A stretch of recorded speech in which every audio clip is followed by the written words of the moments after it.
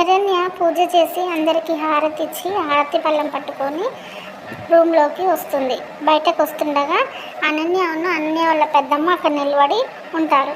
శరణ్యకి అప్పుడే కాల్ వస్తుంది. ఆ కాల్ ఎవరని చూసేసరికి వాళ్ళ అమ్మగారు కాల్ చేశారు.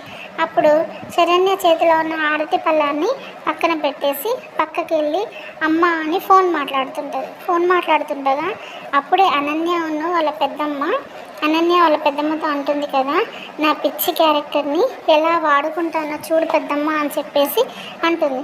అప్పుడు వాళ్ళ పెద్దమ్మ అంటుంది కదా, ఏందమ్మి అని అంటే, చూడు పెద్దమ్మ నేను ఎలా చేస్తాను అని చెప్పేసి హారతి పళ్ళంలో ఉన్న అగ్నికి తన కొంగును తీసి అంటించుకొని మంటలు వస్తుండగా భలే భలే భలే భలే అని పిచ్చి తట్టిన దాని లెక్క యాక్టింగ్ చేసుకుంటూ ఎగురుతూ ఉంటే వాళ్ళ పెద్దమ్మనేమో కాపాడండి వదిన గారు కాపాడండి, అల్లుడు గారు రండి రండి రండి అని అరుస్తుంది. అప్పుడే వాళ్ళ పెద్దమ్మ అరుపులకి అందరూ బయటకు వచ్చి ఏం జరిగింది అని చెప్పేసి చూడగా అనన్య కొంగు కాలిపోతూ ఉంటుంది. అప్పుడే అందరూ షాక్ అయ్యి అనన్యనే చూస్తుంటారు.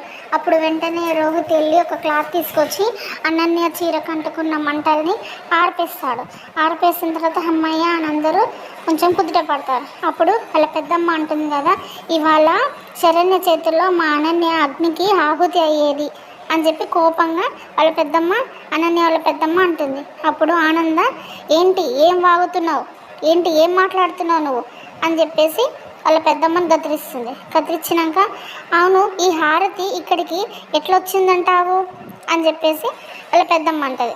అప్పుడు అనన్య వాళ్ళ అత్తగారు అంటారు కదా, ఏమ్మా శరణ్య, పూజ చేసి అందరికీ హారతి ఇచ్చింది నువ్వే కదా, ఇక్కడ ఎందుకు పెట్టావు ఈ హారతి పళ్ళాన్ని అని చెప్పేసి వాళ్ళ అత్తగారు అంటే, శరణ్య అంటుంది కదా, అమ్మ ఫోన్ చేసింది అత్తయ్య, మాట్లాడదామని తనకి దూరంగానే పెట్టేసి వెళ్ళాను అని చెప్పి అంటుంది.